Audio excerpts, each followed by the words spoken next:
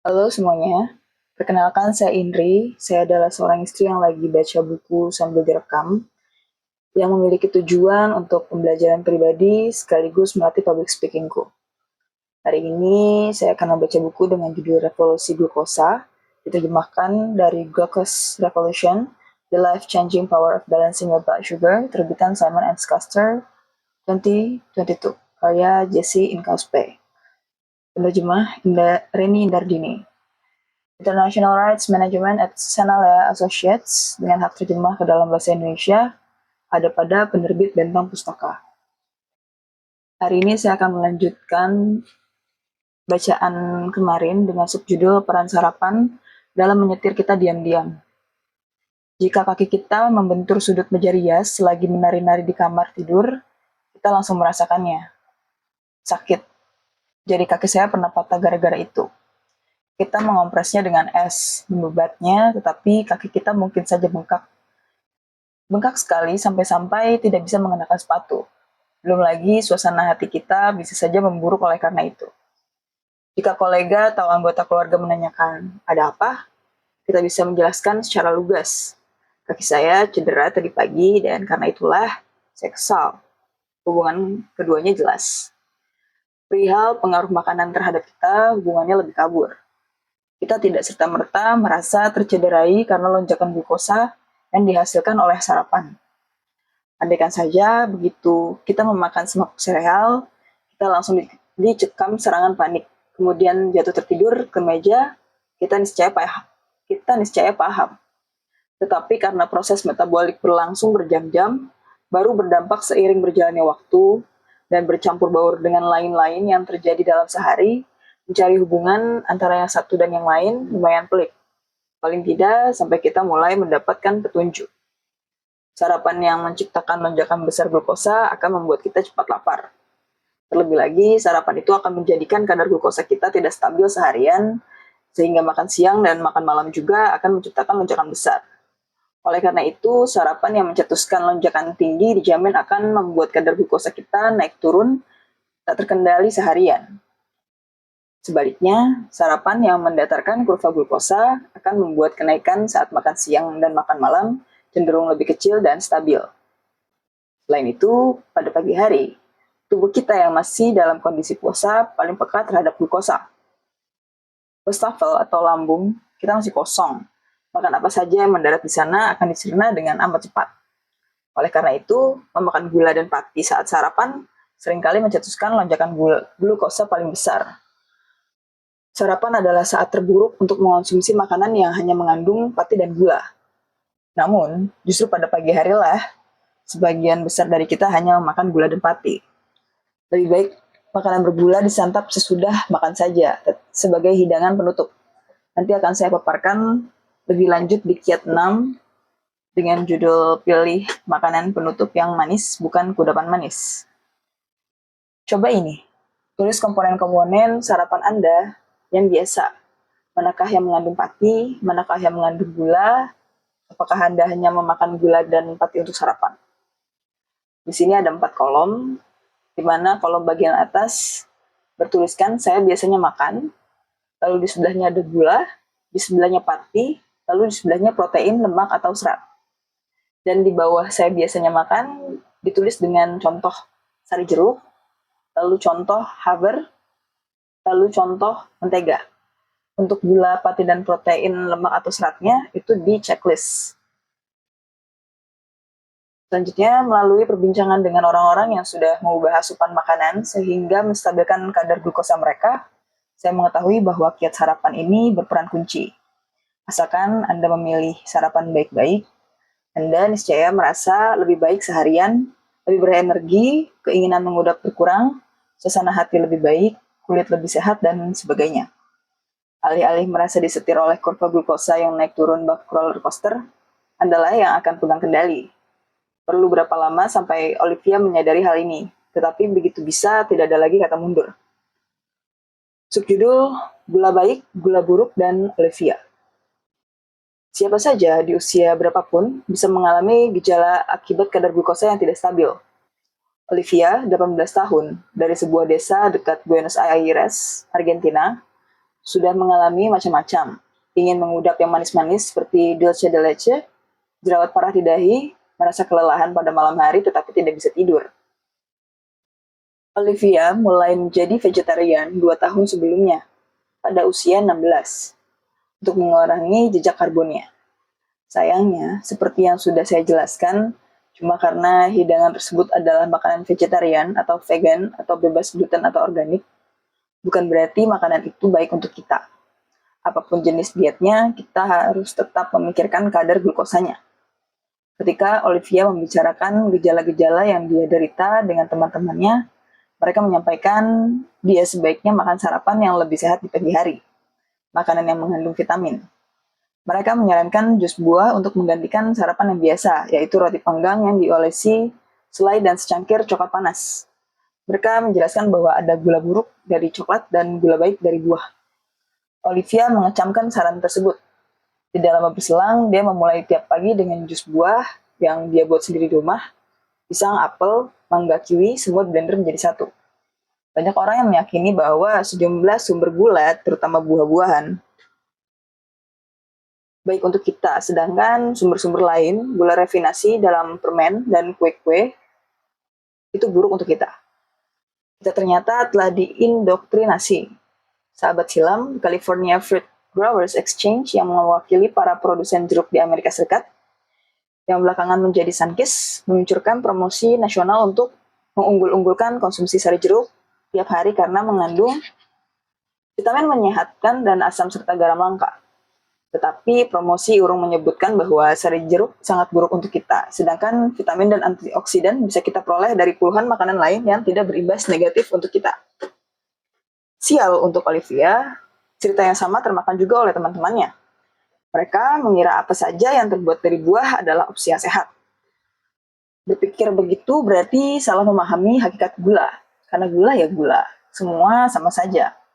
Entah sumbernya dari jagung atau bit, yang kemudian dikristalkan menjadi gula pasir, atau dari jeruk yang diperas dan disimpan sarinya, apapun tanaman sumbernya, molekul glukosa dan fruktosa menghasilkan dampak yang sama terhadap kita. Bersikukuh bahwa karena sari buah mengandung vitamin, maka sari buah tentu tidak berbahaya, justru merupakan aksi berkelit yang berbahaya. Meski begitu, benar bahwa andaikan kita hendak makan gula, buah utuh memang merupakan makanan terbaik yang menyediakan gula. Pertama, dalam buah utuh, jumlah gula hanya sedikit, dan kita tentu akan kesulitan menghabiskan 3 apel atau 3 pisang sekali makan. Sedangkan jumlahnya dalam seporsi jus bisa saja sebanyak itu. Kalaupun kita memang memakan 3 apel atau 3 pisang, perlu waktu untuk memakan semuanya, lebih lama daripada waktu yang diperlukan untuk menghabiskan jus. Oleh sebab itu, glukosa dan fruktosa akan dicerna jauh lebih lambat, maka membutuhkan lebih banyak waktu daripada minum. Kedua, dalam buah utuh, gula selalu disertai oleh serat. Seperti yang sebelumnya sudah saya jelaskan, serat secara signifikan mengurangi lonjakan dari gula yang kita makan. Dengan menghancurkan buah menggunakan blender, kita menghancurkan serat menjadi partikel-partikel kecil yang tidak bisa lagi menjalankan fungsi protektifnya. Kalau Anda penasaran, serat tidak rusak ketika kita kunyah, rahang kita kuat tetapi tidak sekuat pisau logam blender yang berputar 400 kali per detik. Begitu kita memblender, memeras, mengeringkan, dan memekatkan gula, serta mengenyahkan serat dari sari atau jus menerjang tubuh kita dengan cepat dan dahsyat yang menghasilkan lonjakan. Di sini terdapat 2 buah kurva. Yang pertama menggambarkan ketika meminum segelas sari jeruk dengan memakan sebuah jeruk. Keterangannya, ya, sari buah mengandung vitamin. Tetapi minum sari buah untuk vitaminnya sama seperti meminum alkohol untuk kandungan antioksidannya. Selanjutnya, semakin buah terdenaturasi, semakin buruk dampaknya untuk kita. Apel lebih baik untuk kita daripada saus apel. Sementara saus apel lebih baik daripada sari apel. Pada dasarnya, begitu sudah diperas, dikeringkan, dikalengkan, dijadikan permen atau selai, buah mesti kita anggap sebagai makanan penutup sama seperti kue. Sebotol sari jeruk, entah baru diperas atau tidak, dengan atau tanpa bulir, mengandung 24 gram gula, setara dengan kandungan gula dalam 3 buah jeruk dan tidak mengandung serat. Kandungan gulanya sama dengan yang terdapat dalam sekaleng Coca-Cola. Gara-gara 1 botol sari jeruk saja, Anda sudah mencapai batas maksimal konsumsi gula per hari. Menurut Asosiasi Jantung Amerika, rekomendasi mereka adalah tidak lebih dari 25 gram per hari untuk perempuan dan 36 gram per hari untuk laki-laki. Pantas saja, gara-gara sarapan barunya, kondisi Olivia tidak membaik. Dia terus meminum jus hari demi hari. Hasilnya, jerawat semakin parah, badan semakin tak bertenaga, kecemasan meningkat, dan malah semakin sulit tidur di malam hari.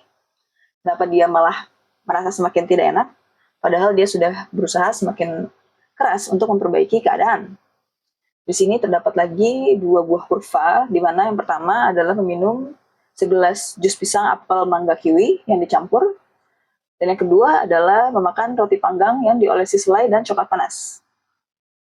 Keterangannya adalah sebagian besar dari kita mengira jus buah lebih sehat daripada sarapan semak coklat. Kenyataannya, buah yang sudah diolah tidak lebih baik daripada coklat. Jus bisa disajikan dengan tepat jika mengandung bahan-bahan selain buah. Resep jus ideal bisa dilihat di bagian sarapan yang ada manisnya bagian jus. Karena jus yang dia minum justru menimbulkan lonjakan lebih besar dibandingkan dengan sarapan yang dahulu. Olivia menemukan akun Instagram Glucose Goddess. Dia mengenali gejala-gejala yang dia derita adalah dampak dari lonjakan glukosa. Dan dia lega sekali begitu mengetahui bahwa yang dianggap sebagai pilihan cerdas, jus buah, ternyata bukan. Apa yang dia lakukan? Dia memilih sarapan yang gurih. Subjudul, pilih yang gurih-gurih. Langkah terbaik yang bisa Anda lakukan untuk mendatarkan kurva glukosa adalah dengan memakan yang gurih-gurih saat sarapan. Malahan, sebagian besar negara menyediakan opsi gurih untuk sarapan. Di Jepang, salad sering kali dicantumkan di menu. Sementara di Turki, Anda akan menemukan daging, sayur, dan keju. Di Skotlandia, ikan asap, dan di Amerika Serikat, omelet. Kiat ini sangat ampuh sehingga Anda memilih makanan gurih untuk sarapan. Anda belakangan bisa menikmati makanan manis pada hari yang sama dengan efek samping sedikit saja. Dan caranya akan saya tunjukkan di kiat-kiat berikut. Subjudul, memilih menu sarapan yang gurih. Sarapan ideal untuk kadar glukosa yang stabil, mengandung protein berjumlah memadai, serat, dan lemak, sedangkan pati dan buah opsional. Idealnya dimakan terakhir. Jika Anda membeli sarapan di kedai kopi, pilihlah roti panggang, alpukat, muffin, telur, atau roti isi keju dan daging, dengan croissant, coklat, atau roti panggang yang diolesi selai. Subjudul, pastikan sarapan Anda mengandung protein. Maksudnya bukan menggasak 10 telur mentah tiap pagi. Protein bisa dijumpai dalam yogurt Yunani, tahu, daging asin dingin, ikan, keju, krim keju, protein bubuk, kacang-kacangan, selai kacang, biji-bijian, dan ya, telur. Apung, orak-arik, goreng, atau rebus lunak. Di sini terdapat 2 buah kurva. Yang pertama adalah memakan 1 buah pastry kismis, dan yang kedua adalah memakan roti panggang dan setengah alpukat. Dengan keterangan, untuk sarapan yang menyehatkan kadar glukosa, pilih saja makanan yang gurih. 2 hidangan sarapan berkalori sama berdampak sangat berbeda terhadap kadar glukosa dan alhasil insulin juga. Pada grafik atas, yaitu memakan pastry kismis, sarapan yang terdiri atas pati dan gula mencetuskan kenaikan berat badan, inflamasi, dan rasa lapar tidak lama berselang. Sarapan yang terdiri dari pati dan lemak, dengan memakan roti panggang dan setengah alpukat, tidak menghasilkan efek samping tersebut. Subjudul, tambahkan lemak. Goreng telur orak-arik Anda dengan mentega atau minyak zaitun, tambahkan alpukat, atau tambahkan 5 butir biji badam, biji chia, atau biji rami ke yogurt Yunani Anda. Ngomong-ngomong, jangan memilih yogurt bebas lemak. Yogurt jenis ini tak akan mengenyangkan Anda lama-lama. Sebagaimana yang akan saya jelaskan nanti. Ganti dengan yogurt biasa berkadar lemak 5% atau yogurt Yunani. Selanjutnya, poin ekstra untuk serat. Makan serat pada pagi hari bisa jadi menantang karena berarti kita harus makan sayur mayur untuk sarapan. Saya tidak menyalahkan Anda jika tidak suka, tapi jika Anda bisa, cobalah. Saya gemar mencampur bayam ke telur orak-arik dan menumpuknya dengan alpukat dan roti panggang. Praktis sayuran apa saja dari bayam, jamur, tomat, zucchini, artichok, acar sayur, lentil, hingga selada, terserah. Lalu tambahkan pati atau buah utuh untuk cita rasa, opsional. Perihal pati atau buah utuh, terserah Anda hendak menambahkannya atau tidak. Ini bisa berupa haver, roti panggang, nasi, atau kentang, atau buah utuh. Opsi terbaik adalah berry. Olivia memutuskan mencoba sendiri kiat sarapan gurih. Keesokan paginya dia membeli telur. Untuk mencari ilham mengenai hidangan, dia memikirkan bahan-bahan makan siang dan makan malamnya. Dan dihasilkanlah hidangan sarapan yang lezat, omelet dengan alpukat, biji bunga matahari, minyak zaitun, dan taburan garam laut. Dalam waktu singkat, dia sudah merasakan perubahan pada tubuhnya. Dia merasa lebih enteng, berenergi, dan tidak lagi kembung. Dampak positif bukan cuma didapat oleh tubuhnya, otaknya juga. Pikirannya menjadi lebih encer dan nilai-nilainya membaik. Dia sedang kuliah desain di tingkat 2. Para ilmuwan pernah mencoba mengukur dampak berbagai jenis hidangan sarapan terhadap performa kita dalam tes kognitif. Mengenai apakah gula membuat otak kita berkinerja lebih baik, jawabannya tidak. Berdasarkan ulasan dari 38 studi, tidak ditemukan kesimpulan konklusif mengenai dampak positif atau negatif gula terhadap kinerja otak. Tapi ulasan tersebut menyatakan bahwa sarapan yang menghasilkan kurva glukosa lebih mendatar bisa meningkatkan performa kognitif. Terlebih lagi, kurva yang diciptakan oleh makanan pertama yang kita makan pada suatu hari memengaruhi kondisi seharian itu. Tanpa lonjakan, Anda akan melaju mulus sampai siang dengan perasaan kenyang dan energi stabil, sebagaimana yang Olivia alami sendiri. Bila mana terjadi lonjakan besar, Anda mencetuskan reaksi berantai, ingin mengudap, lapar, dan merasa lemas karena kurang energi sampai petang. Reaksi berantai ini kian hari kian menjadi. Jadi jika Anda ingin memperbaiki satu aspek saja dari kebiasaan makan harian, makanlah sarapan yang menyehatkan kadar glukosa untuk memperoleh dampak maksimal. Efeknya akan segera terasa. Inilah pendekatan paling praktis yang bisa Anda lakukan. Anda bisa membuat rencana ke depan, kendali diri Anda paling kuat di pagi hari. Dan biasanya tidak ada orang-orang di sekitar yang bisa mempengaruhi Anda untuk mengurungkan niat. Saya berjanji sarapan yang menyehatkan kadar glukosa bisa disiapkan semudah menyiapkan semangkuk sereal. Di sini terdapat 2 buah kurva dengan gambar pertama itu memakan jus pisang, apel, mangga, kiwi, lalu yang kedua memakan omelet dan alpukat. Dengan keterangan, kebiasaan makan yang manis-manis untuk sarapan salah besar. Jadikan protein, lemak, dan serat sebagai landasan dari sarapan Anda untuk menjamin rasa kenyang dan ketersediaan energi yang stabil. Di sini ada resep untuk sarapan gurih dengan waktu penyiapan 5 menit. Namun saya tidak bisa membacanya semua karena menurut saya ini terlalu banyak. Tapi ya kita bacain aja yang lainnya. Sarapan yang ada manisnya. Jika Anda belum siap berpisah dengan sarapan manis atau jika Anda tinggal dengan bibi ambisius yang suka membuat panekuk dari nol pada pagi hari, begini saja. Makanlah yang manis setelah memakan yang gurih. Pertama-tama, makanlah protein, lemak, dan serat, seperti sebutir telur misalnya, lalu 2 sendok yogurt biasa atau kombinasi makanan apapun dari seksi sarapan gurih waktu penyiapan 5 menit di atas dan pada halaman sebelumnya.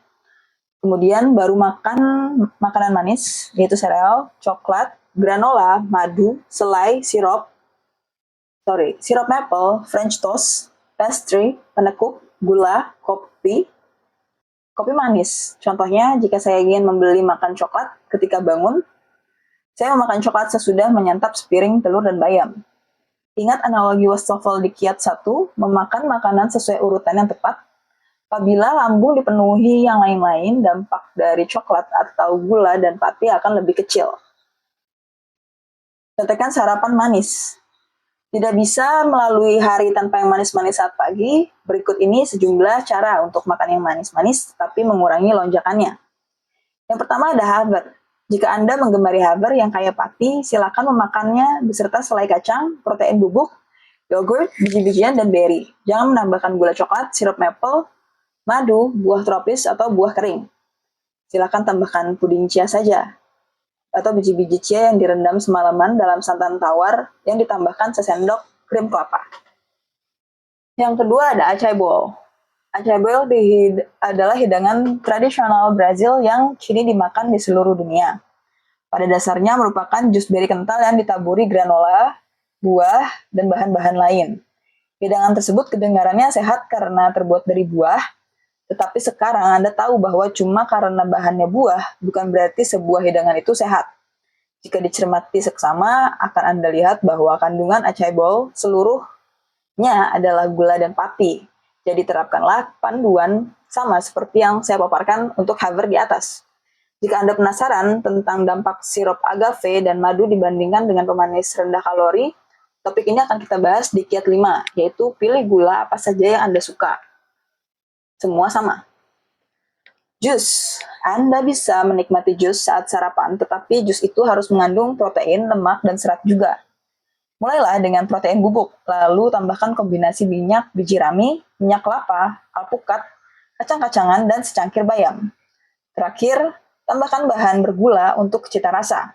Idealnya berry yang menambahkan rasa manis tetapi berkandungan serat jauh lebih tinggi dibanding buah-buahan yang lain.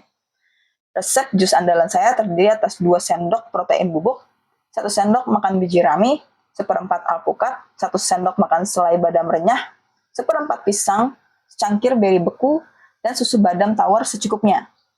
Patokan untuk jus, jangan menambahkan buah melebihi yang bisa kita habiskan sekali makan.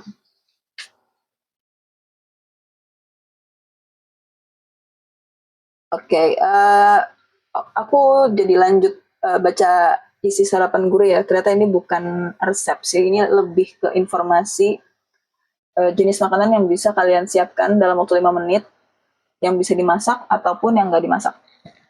Yang pertama ini tanpa dimasak. Poin pertama, bagel dengan krim keju ditambah beberapa lembar daun selada dan beberapa iris daging kalkun. Yang kedua, sekaleng tuna, beberapa biji pecan dan buah zaitun dikucuri minyak zaitun. Yang ketiga, sebuah apel dengan beberapa butir kacang kenari dan lembaran keju cheddar. Yang keempat, yogurt biasa dengan irisan buah seperti persik, lalu diberi kucuran tahini dan taburan garam. Kelima, yogurt Yunani dengan 2 sendok makan selai kacang dan beberapa genggam beri. Keenam, separuh alpukat dengan 3 sendok makan hummus, sari, lemon, minyak zaitun, dan garam. Ketujuh, granola buatan sendiri yang didominasi oleh kacang atau sereal dan diberi tambahan serat atau protein. Lihat bab 2, lihat bab contekan di halaman 198 untuk mencari tahu cara meretas informasi di kemasan. Kedelapan, cracker dengan irisan daging. 9, irisan salmon, asap, alpukat, dan tomat. Ke-10, roti panggang dengan selai badam. 11, roti panggang dengan alpukat yang dilenyehkan. 12, tomat dan keju mozzarella dengan kucuran minyak zaitun. Dan yang terakhir, andalan saya, sisa makan malam kemarin, opsi yang paling cepat. Selanjutnya adalah makanan yang dimasak, yaitu tortilla yang diisi kedelai hitam dan potongan alpukat. Yang kedua, sarapan ala Inggris dengan isi telur, sosis, daging, kacang panjang, tomat, jamur, dan roti panggang. Yang ketiga, telur rebus keras dengan saus pedas dan alpukat. Berapa nih? 4. Salad, tomat, dan keju halloumi goreng. Kelima, telur ceplok rebus dengan tumis sayur. Keenam, bubur quinoa dengan telur goreng. Ketujuh, sosis dan tomat panggang. Kedelapan, telur orak-arik dengan serpih-serpih keju kambing. 9, roti panggang dengan telur goreng. Dan yang terakhir, lentil hangat dengan telur goreng. Di sini ada 2 buah kurva lagi, di mana yang pertama adalah meminum jus pisang, apel, mangga, kiwi, dan yang kedua jus alpukat, protein bubuk, dan blueberry. Keterangannya, semakin banyak protein, lemak, dan serat, dan semakin sedikit buah yang terkandung dalam jus Anda, semakin baik dampaknya terhadap kadar glukosa Anda. Oke, mungkin sekian dulu dari aku. Nanti akan dilanjutkan lagi dengan memakan sereal dan granola serta yang lainnya. Terima kasih, bye.